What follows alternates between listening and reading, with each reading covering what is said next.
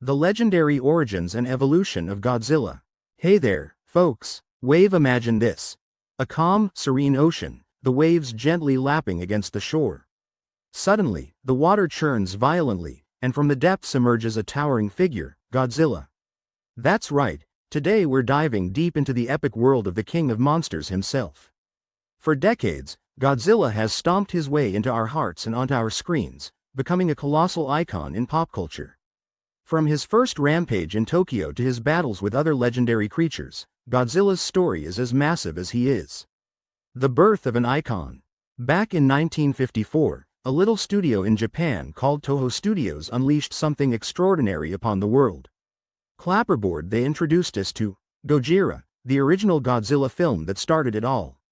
But did you know that Godzilla's creation was inspired by a mix of ancient myths and contemporary fears? His design combines features of a gorilla and a whale. The original, Gojira, wasn't just a monster movie, it was a profound statement. Post-World War II, Japan was grappling with the devastating effects of nuclear warfare. Godzilla emerged as a powerful symbol of nuclear destruction. Evolution through the eras. Now, let's talk about how Godzilla evolved over the years. Calendar. In the early days, during the Showa era, Godzilla was the bad guy, a terrifying force of nature. But as time went on, guess what? He kind of became the hero. Man superhero. Yep, he started off scaring the pants off everyone, but soon enough, he was defending Earth from other monstrous threats. This era introduced us to some of his most iconic foes, like King Ghidorah, the three-headed space dragon, and Mothra, the giant moth deity. The Heisei era, 1984 to 1995. Fast forward to the Heisei era, and things got darker and more serious again. Movie camera. With advancements in special effects, the films took on a grittier tone. Godzilla was back to being a menace, and the stories delved into environmental issues, like pollution and its impact on nature. It was like the filmmakers were saying, hey, take care of the planet, or Godzilla might just show up. The themes resonated with audiences, bringing a fresh depth to the monster's narrative. The Millennium era, 1999 to 2004. Then came the Millennium era, which was all about reboots and standalone stories. Each film was like pressing the reset button and exploring new interpretations of Godzilla's legend. Joystick. It was exciting because you never knew what to expect, a new origin story, different abilities, or unexpected twists on classic tales. The filmmakers really played around with the lore, keeping the franchise fresh and intriguing for old and new fans alike. The Reiwa era and beyond, 2016 present. Most recently, we've entered the Reiwa era. In 2016, Shin Godzilla hit theaters and received critical acclaim. Trophy. This version portrayed Godzilla as a terrifying force of nature once again, with a focus on bureaucratic inefficiency during a crisis. A sly nod to real-world events. And let's not forget the collaboration with Hollywood. The MonsterVerse series brought us epic films like Godzilla, King of the Monsters, and Godzilla vs. Kong. Godzilla's impact on global cinema. Speaking of Hollywood, Godzilla's influence has gone far beyond Japan. The American versions of Godzilla introduced the character to a wider audience, albeit with some mixed reactions from die-hard fans. But love them or critique them, these films expanded Godzilla's global reach. It's fascinating to see how different cultures interpret the same character, right? The cross-cultural reception shows just how universal the appeal of a giant monster can be. Influence on the monster movie genre. Godzilla didn't just make waves in his own movies, he had a massive impact on the entire monster movie genre.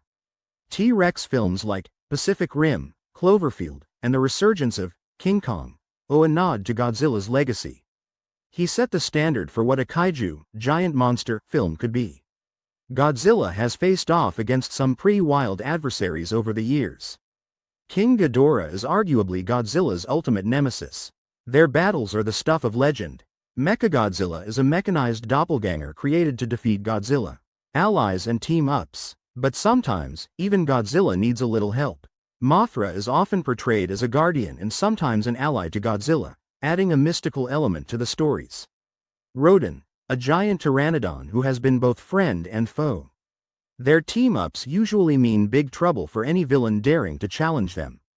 Cultural impact and merchandise. Godzilla isn't just a movie character, he's a cultural phenomenon. The big guy has appeared in countless TV shows, comic books, and video games.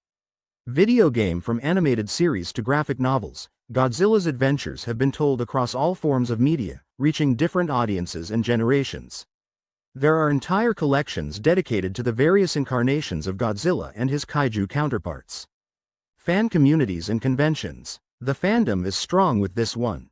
Smile Godzilla has inspired a dedicated fanbase that gathers at conventions, engages in online communities, and even participates in cosplay.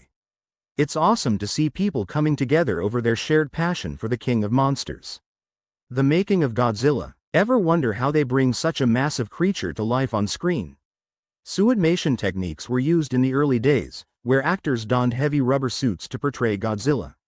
The modern films have transitioned to CGI, allowing for more dynamic and realistic portrayals. Interviews with directors and actors have shared experiences working on Godzilla films, discussing the challenges and joys of bringing the legend to life. Environmental and social themes. Beyond the destruction and epic battles, Godzilla films often carry important messages. Godzilla's wrath is frequently depicted as a response to humanity's mistreatment of the environment. Seedling, it's a not-so-subtle reminder that our actions have consequences. Reflection of societal fears and hopes. Whether it's nuclear anxiety, environmental concerns, or government shortcomings, Godzilla films tap into the zeitgeist, reflecting the fears and aspirations of society at the time. By embodying large-scale problems in a literal giant monster, the films make complex issues more accessible and prompt viewers to reflect on them. The future of the King of Monsters. So, what's next for our favorite giant lizard? Rumor has it that there are new movies and perhaps even series in the works. TV fans speculate about new foes, alliances, and plotlines that could take Godzilla's story in exciting directions.